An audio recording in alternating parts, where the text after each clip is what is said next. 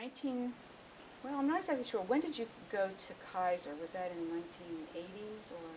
No, no, we went to Kaiser in 55 or 6, Oh, I think, okay. quite early. Okay. So you were the Vice President of Public Relations and Advertising. Hmm. And in 1981, there was a crisis resulting from the ABC magazine show 2020, claiming that the corporation, Kaiser Corporation, intentionally sold some unsafe house wiring. So, instantly put you in crisis mode. How did you handle that? Did the CEO seek you out and ask for your counsel? And how did you respond to this, the quote, trial by television? Well, that's ultimately what the exercise came to be known as, trial by television, and I'm happy to say that we gave it that name because that was the issue that we wanted to get exposed as we went through this entire exercise, and that was the issue of fairness. That is the ability of television to put you on trial and try you with and be the prosecutor, the defense attorney, the judge, and the jury without you having a chance to say anything except what they choose for you to say. So it was a tremendous amount of fun as we went through it. Seemed to last a long time. But what was the CEO's role?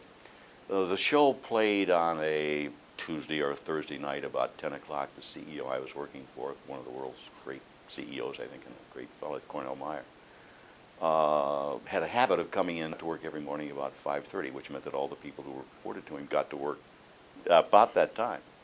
So I was in my office early that next morning, still dark. Office is on a beautiful building looking out over Lake Merritt on one side in Oakland and out to the San Francisco Bay on the other.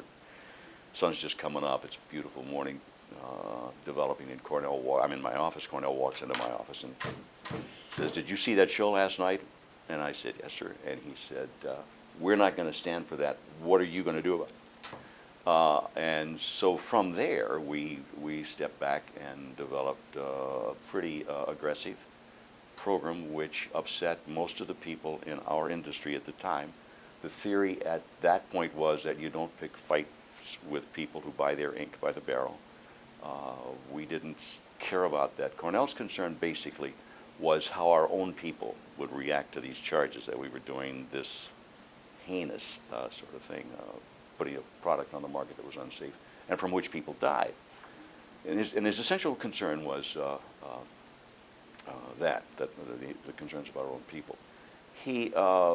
Everybody else in the industry made that product. This is Kaiser Aluminum, Alcoa, the biggest in the industry, made it. Reynolds made it. All the other big players made it, and nobody wanted any attention drawn to the adequacy of this particular product. And all of the industry advised Cornell quite loudly to let alone. Don't do anything about it.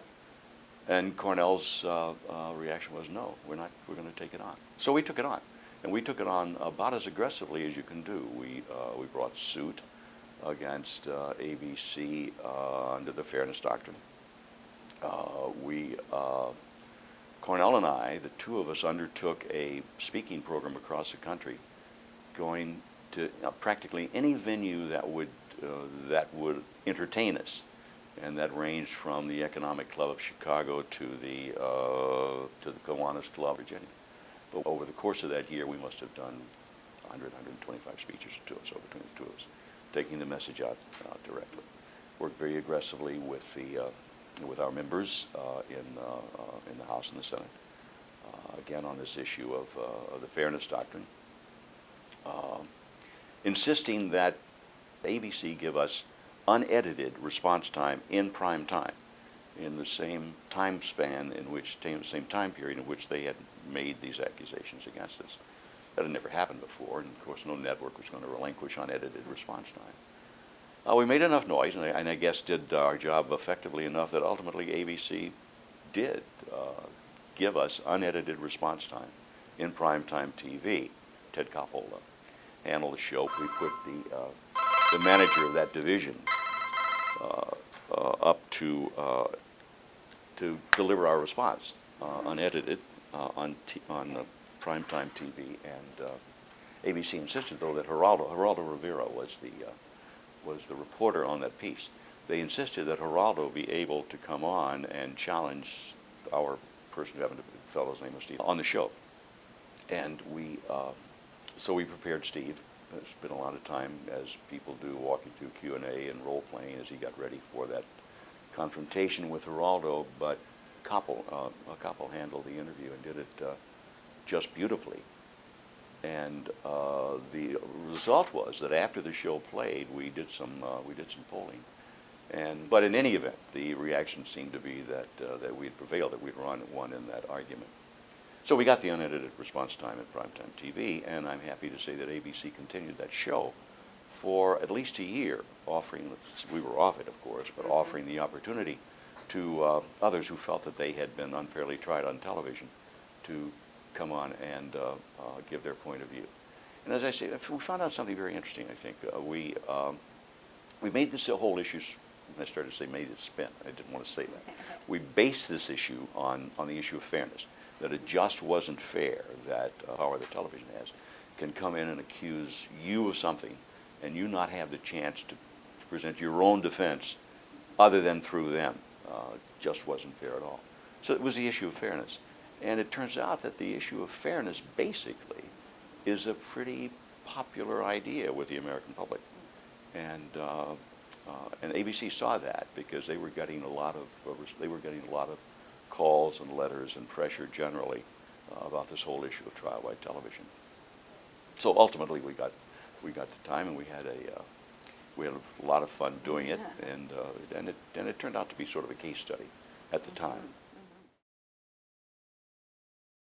So looking back over your professional life, is there an accomplishment that you're particularly proud of that you might want to just talk about for a minute? Well, the trial by television thing, I think, was very important. There have been others. You probably don't know about the San Francisco Academy, but the San Francisco Academy is no longer in operation, but it ran for maybe 10 years or so. Was a initiative put together by, I was part of a group of senior people in San Francisco, Grant Horn of PG&E, Tom Flynn of Bechtel, and others who put together, we were sitting around one day wondering, how do we go about really developing our number twos, the guys that we want to move into our job? So we looked all around the country at the academic programs, and none of them were doing any of that. So we decided what we need to do is create our own. So we did create our own, and it was called the San Francisco Academy. And to it, people were nominated by their companies to come for almost a year-long program, coming in on the weekends, not inexpensive, and we only took about 18 people a year, I guess. But with a curriculum put together by a world-class professional, Frank Kalupa at the University of Alabama at the time, and Bill Shepard, who had run the program at Alcoa, world-class professional and a world-class academic, put together this program for us, to which our people, these people went. And it was very effective. We thought it worked very well. We liked it an awful lot. Some of the alumni include Russ Yarrow, who's now in a very senior position at Chevron, Bob Wynn, who's running the program at Oracle, and a batch of others. So I'm proud of that. I think we did a really good job in putting that together. I suppose there are other things, but those two things stand out. I really liked the trial by television fight. That was a lot of fun. And I think we established an important principle.